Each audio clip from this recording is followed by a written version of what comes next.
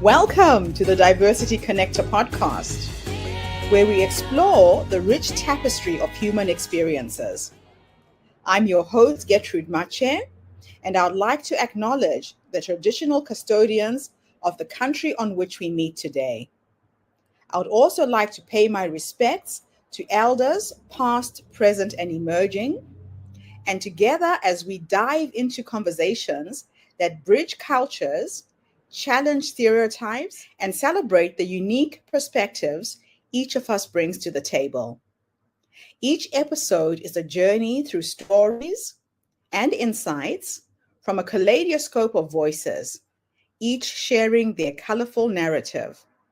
Whether you're at home, on the go, or just anywhere in between, you're now part of a community that values understanding, inclusivity, and the beauty of diversity.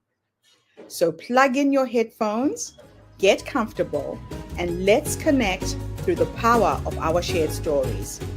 Welcome, and thank you for joining us on the Diversity Connector podcast. Hello, everybody, and welcome back to the Diversity Connector. This is Gertrude Mache here in beautiful Melbourne, Australia.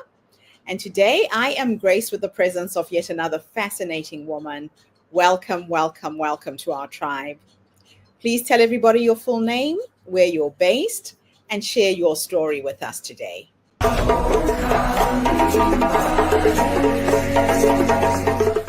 Hello, my name is Lucy Street, and I'm based in Newport, Victoria, which is approximately 15 minutes out of Melbourne CBD. So I'm sharing the Melbourne climate with Gertrude today. I got into this via, I basically was just someone that everybody came to talk to. And I realized that I was pretty good at, giving advice and listening. And I went through the general counselling diploma and then Bachelor of Counselling. And it sort of became, I'm not sure how to explain it. It molded into place. So my previous career and my previous life was in disability support as a DSW. I myself have neurodiversity and classified as having disabilities. And so I then got my placement through university with a disability specialised counselling and psychology service. And then through doing that for months, I noticed that there was also a niche missing for us LGBTQIA plus peoples. And I think that kind of flowed into where I specialize now. I'm a member of both communities, and I feel that it was underrepresented in the mental health industry. I guess I've been practicing for a couple of years now. I've had my own little office in Newport, and I started off in just general practice, general trauma, general crisis, short-term solution management, and all those sorts of, the generalized therapies and counseling. I, however, then became and have been a long time more fascinated with the sexual development of people and the terms that impacts our personalities, the way that we deal with the world and the way that we deal with relationships. And obviously then that sort of flows into the early disruptions of developmental theory and where it comes from. So now I'm also studying with Sydney University in a Masters of Science in Medicine for sexual health and sexology, psychosexual therapy. Oh, that's a mouthful. So yeah, after a couple of years of having my practice and building some confidence and sort of, finding my niche, I'm now having, I would say, probably about 40 to 60% of my clientele fit the plan that I initially started out with, the LGBTQIA plus and disability and/or as well as the poly and kink communities. Can you share your journey of overcoming personal mental health challenges and trauma to becoming a specialized consultant? Oh gosh, that would take a few more minutes. So I think even prior to going back to education, I became a parent. And that was where I started taking my mental health more seriously. I started doing the therapy. I particularly went to CASA, so Center Against Sexual Assault, and finally met a therapist that I really connected with and felt safe with. And it was a bit of a, I think planting the seed moment. So yeah, shout out to CASA, Center Against Sexual Assault. You guys are awesome. And I think from there, it's sort of a few things happened, and then I decided I was ready to go back to study, and I did the diploma with ACAP. But you learn very quickly when you want to be a therapist, you have to deal with your own mental health, really hands-on. And particularly when you go into it thinking you want to do domestic violence and sexual assault and those sorts of things that you're passionate about, because it triggers a lot. So I practice what I preach. I still do regular therapy. And as you know, as therapists, we have therapy about our therapy as well. So yeah, it sort of grew from, I guess, making a tool out of the pain that I'd been through and empowering myself with that to be relatable in the field, as well as having that life experience, and hopefully along the line saving some people, if not a lot of people, the grief that I went through avoiding my mental health for many years. Well, it sounds to me like you definitely went through the fire and came out on the other side. I think I'm still walking through it some days, but yeah, they say that in Africa we have a saying that the universe will never throw you challenges that you can't overcome. And when you get through it, you become a teacher. So it's really great to see you working in this space. So what inspired you to focus your counseling services on the LGBTQIA plus community and the disabled communities? So I think I mentioned briefly in that sort of memories. And so my past career was in disability support. I've accumulated probably over 12 years in that field of different variations. And then my placement with university was with Independence Australia, which is specialised in persons with disabilities. But I noticed there wasn't a lot of catering towards the LGBTQIA plus in many facets. I know we've got Queer Space, which is wonderful, and Thorn Harbour and such. And it's starting to happen.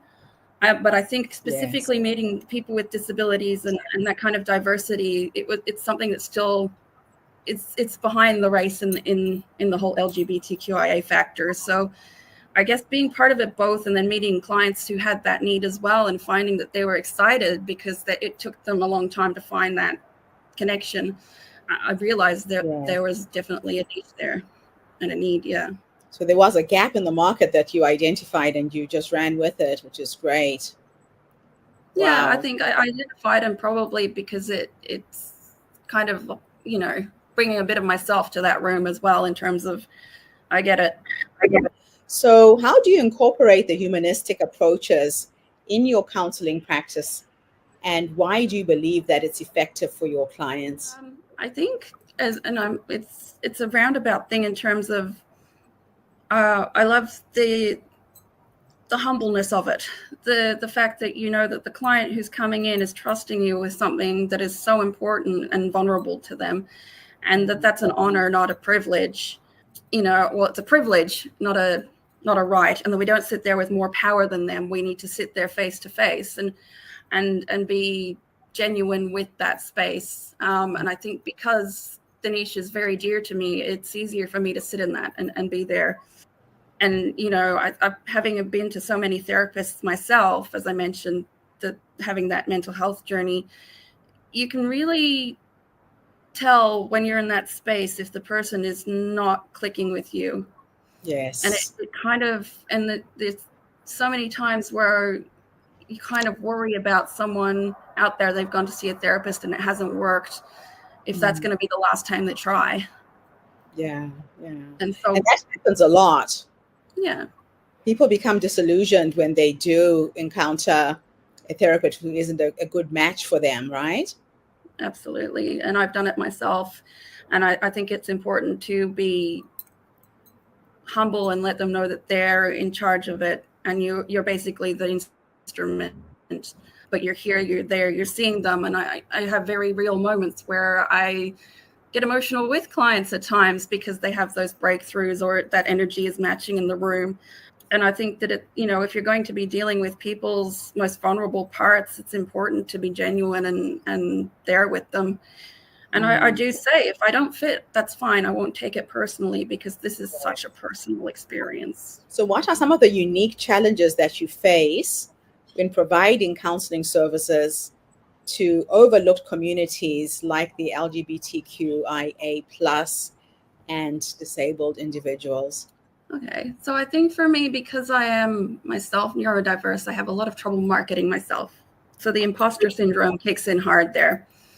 There's that, and there is also the propensity, because I used to work in disability support, to want to support outside of it. And so there's a lot of disillusionment with NDIS and stuff like that now. So the advocacy part of me comes out, and I'm doing a lot of extra hours in terms of advocacy letters and stuff like that. But it's just, I think when you're passionate about something, it kind of draws that out of you. I would say, though, I think, yeah, it's probably getting out there a little bit. And like I said previously, because it's been a couple of years now and I've built a bit of a reputation around being, I guess, a bit more keen out there. It's now attracting the client base, but at the same time, I could market myself better. Yeah, that's always a challenge. And you kind of fall into an intersectional space of multiple beings, which adds an extra layer onto everything else that you have to deal with, correct? Yeah. I'm also a single parent and studying, so that kind of just... Oh, wow. My life is my ADHD, I think. I've just got so many things going on. So how do you plan to integrate your ongoing studies in sexology into your practice, particularly in relation to sex therapy, kink positivity, and polypositivity? Well, I think, again, that's kind of a passion project because I practice what I preach. So I would say I'm polyflex. I've done a lot of sort of study into the kink and even have, experiences in that. And I guess it all kind of comes under that, because it draws my attention. I've studied more, or I've lived it. And so when people come in, there's that ease about me when they mention something.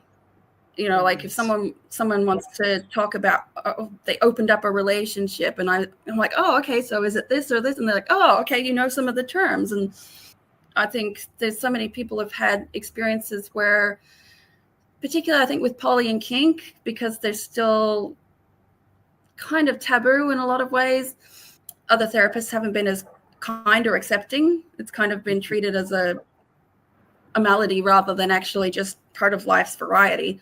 So I think with the ongoing study, it's amplifying what I already knew and giving me better ways to deliver that. And also, I guess, a broader understanding in terms of fundamental development sexually as well, and variations of function and all those sorts of things too. There's a lot of terms that you've used that I have never come across, and I'm pretty sure some of our listeners have never come across.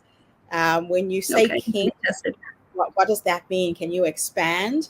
So I guess with the kink community, we're talking mostly about BDSM, so bondage, sadism, masochism, but all in terms of safe practice. So there's no safe practice without consent. Enthusiastic consent, safe, sane, and consensual is usually the motto behind it.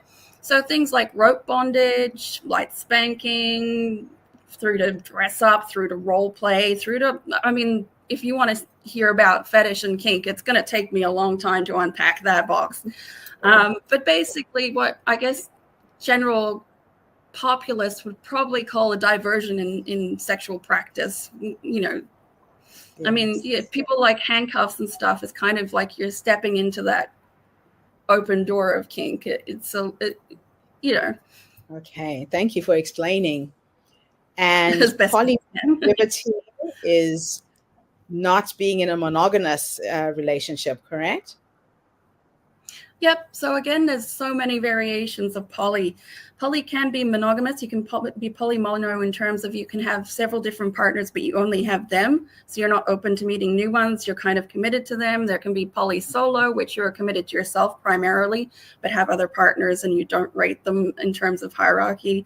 There's just, there's polycule, there's triad, there's so many terms behind it.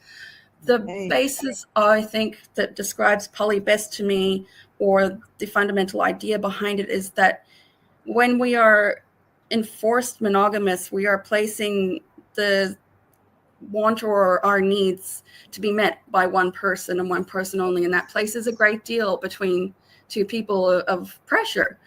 And so the idea of openly communicating and outsourcing those needs to other people, particularly when we're in a climate of so much stress and stuff like that, I feel it almost makes sense in a lot of ways. So can you describe the mission of AltAbility Counselling Services and how you tailor your services to meet the needs of your clients? Okay, so I guess like I explained before, my mission has always been to help as many people suffer as little as possible, to reduce the timeline of suffering by delivering a very honest, at times a bit blunt and sweary, but therapeutic approach in terms of a grounds up. I generally work from the issue at hand and go into the potential developmental interruptions that may cause behaviors.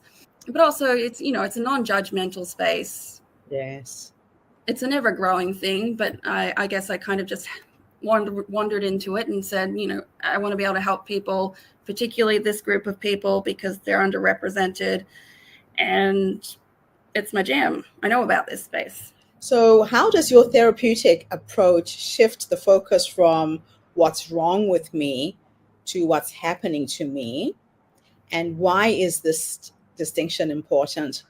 I think when we say what is wrong with me, it is inherently then stuck to us. Like we've got a part of us that is bad and it's our fault. It's our thing. And what's happened to us is not our fault, but what we do with it is our onus. And so I have to work very carefully in taking and dismantling the sort of behavior that may be seen as the problem and figuring out where it's stemming from. And, 9 times out of 10, it's a trauma base. Yes. There's other things such as neurodiversity that's gone undiagnosed and that sort of thing. But generally, maladaptive behaviors are coming from a trauma base. Actually, then dismantling that, understanding it, and beginning a process to how we can then disarm it and become more aware and progress from there and create new associations. What advice would you give to individuals from the LGBTQIA plus and disabled communities who are seeking support but might be hesitant to reach out? Well, I mean, that's an interesting one. If they were reaching out to me in particular, all it would take was an email, and then I'd be happy to reply. And like I say up front, if I don't fit, I don't fit, and that's fine. I accept that we've all got very different tastes. I'm a very acquired taste, and it's such a personal process. And so I guess if you're on the cusp of wanting to reach out and you shoot me an email and I respond and you don't like me, that's fine. But at least you know then. Yes, you know where you stand. Yeah. And, if you want a first session and we have it, and I work online most of the time, actually, at the moment, and it doesn't work, that's fine. And if it fits, then great. You've taken that step to opening that door. It's always a matter of, choice. People have got those options, and that's good to know. Yeah. So looking forward, what are the aspirations for AltAbility Counselling Services? And how do you hope to expand your impact? See, this is an interesting one that I'm currently trying to explore the ideas of. I may need to join another institution for a couple of days a week just to get some more experience in other places. But I'm hoping within the next couple of years, I'll be able to bring someone else on contract and train them up under the similar ethos, so that we can expand a little bit and help more people. Now, if I could take you back to the younger you, the young woman who went out into the world, found that there were differences and perhaps struggled to fit in your own skin and be who you are now, in case there is somebody else who's listening to this podcast who's in a similar position, if you could go back and give your younger self 3 nuggets of wisdom based on what life has taught you up until this point, what would those 3 nuggets of wisdom be? Don't get a credit card early on. But also, I think hopefully society is changing in terms of the LGBTQIA plus and neurodiversity, embracing people with, inclusivity. There are more communities out there. And so little me, I would have to go back and say, just hold on. It's Yes. not something wrong with you. You're just different from everybody that is, well, not everybody, because there's a lot of people who put on a brave face to get through high school and early 20s and stuff. But Yes. society isn't built for you, but just hold on just that little bit more. And I know it's cliche, but you never know what's just around the corner. And literally my life has just been a series of that. My daughter, my partner, deciding to go to university and actually having it work. All these things that have been amazing in my life have been because I've just held on that little bit more when things have seemed really dark. That's And interesting. travel while you can, because traveling is amazing. That's probably the best thing that you did, because it really expands your way of thinking, your horizon, exposes you to other people as well. Yeah, it really does. I mean, I'm from Canada originally, and so I really feel it when you said I'm stuck here, because I've got my family here now, my little one here, but Yes. the world is so big, and if you don't see it, then your mind is just not going to grow like it should. Yeah. Yeah, no, I can relate to that. I have lived the longest in New Zealand out of Africa, from Zimbabwe. And this is a beautiful world to see, but a lot of people are very fearful about travel, Yeah. unfortunately. And I think, especially at the moment, with the potential of wars breaking out and COVID and all the things, but really, unfortunately, the world has been a mess for quite a long time, and it's not suddenly going to get better. You just never know. And I think, unless there's a travel warning or something in place, denying yourself that chance to live, you're doing a disservice to yourself. And I also think we are suffering as human beings more now because we have access to so much information. I think all of this stuff has been going on. We were just not aware of it to the level that we are now. Yeah, social media, the internet, everything is happening, instantly, and you get to see it. It's in your face all the time. Yeah, But definitely. it's not to say it wasn't there before. People need to be aware of the information age is kind of working against us in that sense. We've never been more connected and never further apart, I think I can't remember who said that, but it's very true, of the fear that it's created around. We can have easy access to each other like this, but that the fear of actually stepping out of our door is just so much more amplified because of all this streaming fear and doom scrolling. Yeah, that's so true. Now, to go back again to the younger you, did you grow up in a supportive household with parents, siblings, family that supported who you were? And if there is a young person who isn't in a situation like that, what advice would you give them? Not even a young person, it could be somebody who's much older, has lived in fear all their lives of being themselves. Yeah, I think so. I had very supportive parents, but I did have interruptive trauma when I was younger. It wasn't part of my family. So I kind of placed myself on the outside of my core family emotionally. But when I came out, I remember my mom saying, well, I guess it would be nice to play with boobs rather than having played with for once. And that was that. Wow. So, yeah. Motivation. Yeah. And, when my little one and I say to her, who do you think you'd like, boys or girls? And she's turning 10 soon. She's like, I think both. And like water off a duck's back. And that's great. I would love that for everybody. But then I've met other people who haven't had those glorious experiences of acceptance, or they because of tradition or culture are afraid. And so I would say, there's no hurry to out yourself in that space. That's your choice. But you can seek communities and connect with communities out there to create a safe space to explore that part of you until you are feeling safe and secure.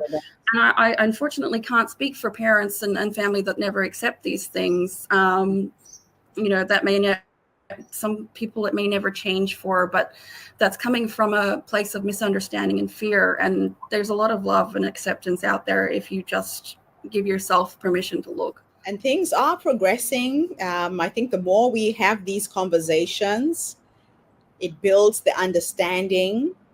I think a lot of times people, parents, society are just fearful of the unknown, but it's in dialogue and in conversations like this that we make it mainstream. And Absolutely. that's really what Diversity Connector is all about. So what about if you are in a situation in the workplace? Have you ever had any experiences where you felt discriminated or something going on at work, and how did you deal with it? I think because I've come into my own a lot later in life, but earlier when I was a lot more insecure and anxious, I remember someone saying to me, "Oh, I knew you were bi or gay or whatever," and I would joke about it. Like I just say, "Yeah, everybody knows," but inside you still feel it, and you feel that uncomfortability. These days, it's still, if I'm walking, well, not present tense, but when I had a girlfriend and we were holding hands and someone yelled out something, it was easy to flip them the finger and keep walking, but there's still that underlying fear. And I think poly is a bit like that still. You don't really bring it to your workplace because it's still kind of a bit of, I guess people sort of view it as promiscuous in a way. There's a negative connotation around it. So, it's becoming a little bit more known about, but it's still something that you don't like openly wear in a, commercial workplace or anything like that. I mean, but I guess my privilege as a white, cis woman, otherwise I've, experienced a lot less than others. Very interesting. So let's take you into the future now. We're going to have a little thought experiment. And I'm going to teleport you into the future to meet the 80-year-old you. And you're sitting in your rocking chair, surrounded by your children, your grandchildren, your dogs, your cats, whoever is there with you at that time. If you could have a conversation with this wise woman who's led you to that point, what will you say to her when you finally meet her? That's an interesting one. I think for someone who's had a lot of suicidality in their life, it's hard to imagine that far in the future. But I think for me, I guess knowing that if I was at that space and I'd had a life well lived, it would be because I had become the person I needed when I was younger, and was that for as many people as I could have been. So I guess I would thank her. Yeah, I do love asking that question because a lot of times as women, especially, we don't realize that the wise woman is already in us. She's that little voice that tells you to go left, go right, make this choice, make that choice. And we just have to trust that intuition that you are being led by you into the future that you want to create. So thank you for saying thank you to her. I think we all need to remember that. Thank you so much for this interview. Thank you to everybody who's tuned in today. The Diversity Connector is a platform that brings you voices and stories from people from all over the world to celebrate our diversity through storytelling, through dialogues like this.